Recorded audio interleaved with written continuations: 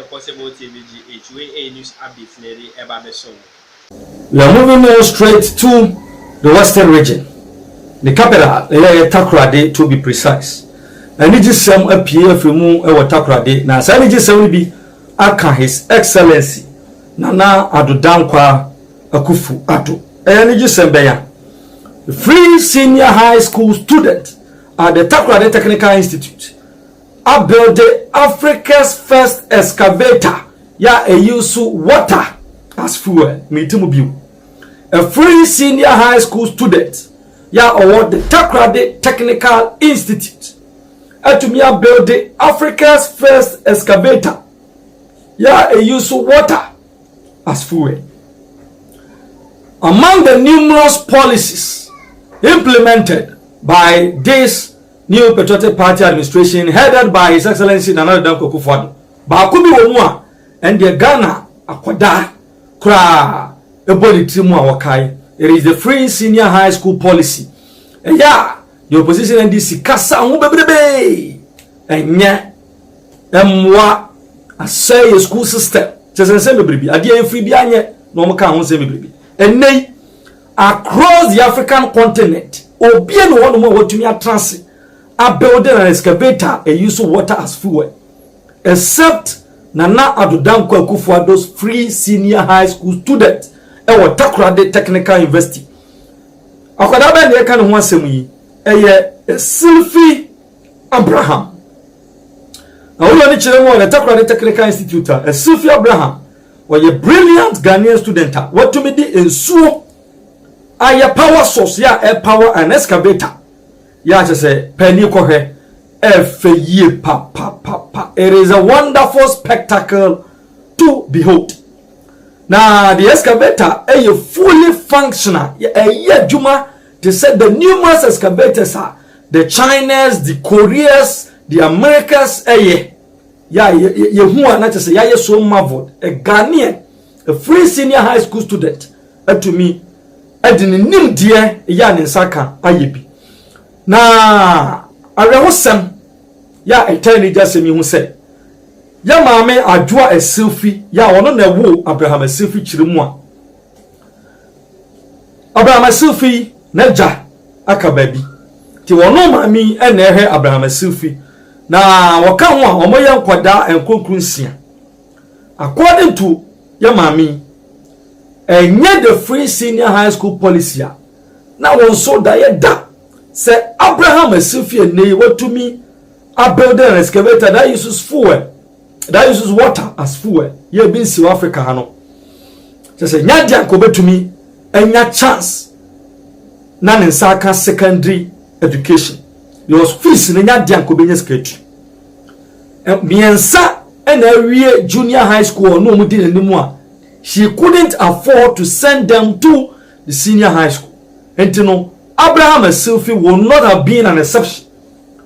But for the timely intervention of the free senior high policy, Abraham and Sylvie to me nyakwan bowlemu e wo the Takoradi Technical Institute nei ndia kakra branch insa ka amana to me aye adefefeya etiefo muhi. Na yebesa and Sylvie say the greatest desire any day was say with financial support the greatest desire and it's idea why ye obetumi aye in commercial quantity na we did dia to so say Nana Addo excavator. Nana Addo excavator. The first of its kind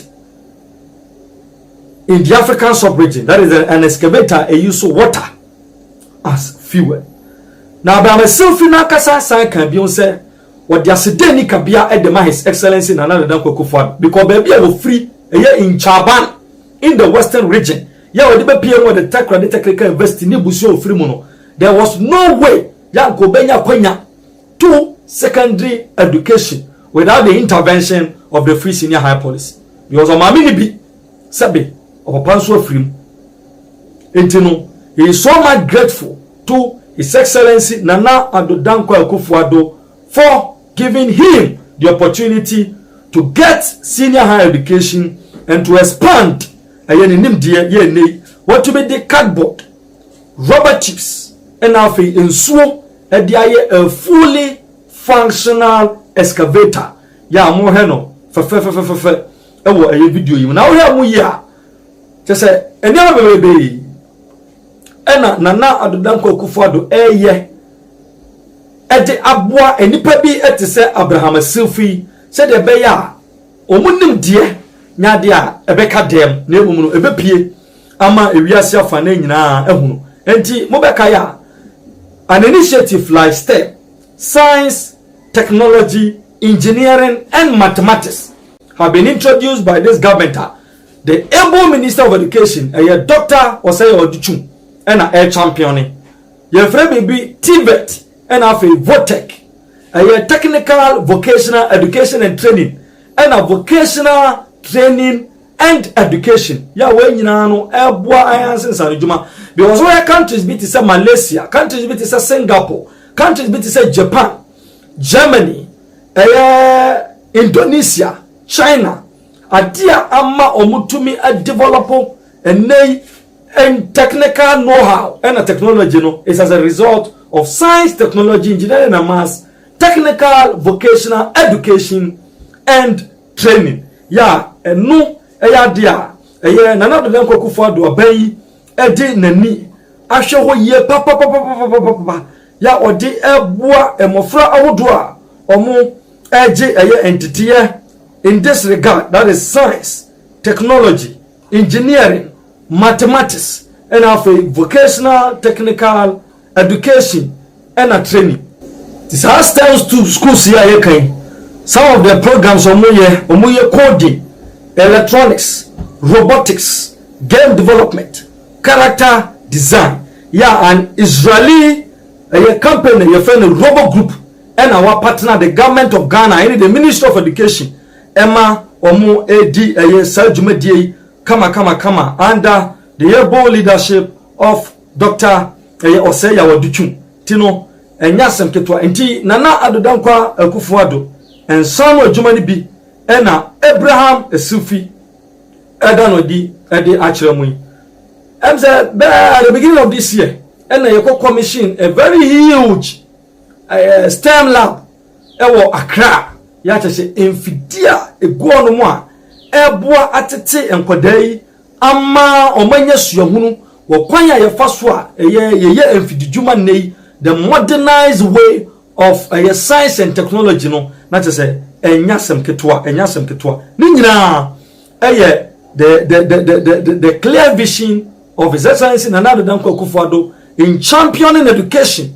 Se Ghana ni akwada bia ensa ebetumi aka senior high education ebi ena Abraham Silfi ensa kan ye nei across Africa, the first of its kind. So obi be excavator, the fuel water Ghana ena ababa bepi. To once again kudos to His Excellency Nana Adodanko Akufo-Addo tikasi awi adwe say wotumi dwini kwankan hunu se dachi bi ye benya Ghana fo bi ti say Abraham Silfi ya ne fie nye ya na wofo ne bi na emo Nyankopon dia dom achede dia dom no so obetumi aboa wo mo na sa dom achede na nkan hye na pie through the introduction of the free senior high school policy. Oh dad, but wires woman, dad, cable woman, in some TV battery name, wire behind him, cable behind him, sensor behind him, but all your jima. Separation how? A choosing. Oh, you should choose. Pressure in shoe. And you push it on it will work. You made a functioning excavator with insu. How you do then? To me, sir. A pigeon, a pen, you should. Then I can't track my account. I can track them overwalk. Mobile paddle overwalk. Obenanto. Nina or Yensu. Wait, hey, Abade.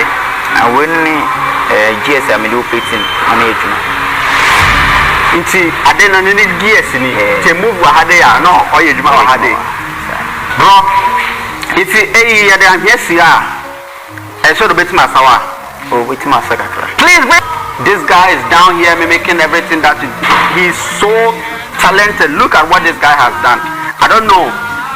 Of course, I have to throw it to the whole of Africa first. Ghana government. I mean, this is what this guy is capable of. He actually manufactured a whole excavator, a hydraulic excavator, no wire, no BB, just everything is water, and it is working perfectly. And of course, he's saying that if he should get like a shop, I mean, a shop where cars are manufactured, this guy can actually build a full functioning excavator. What do you want?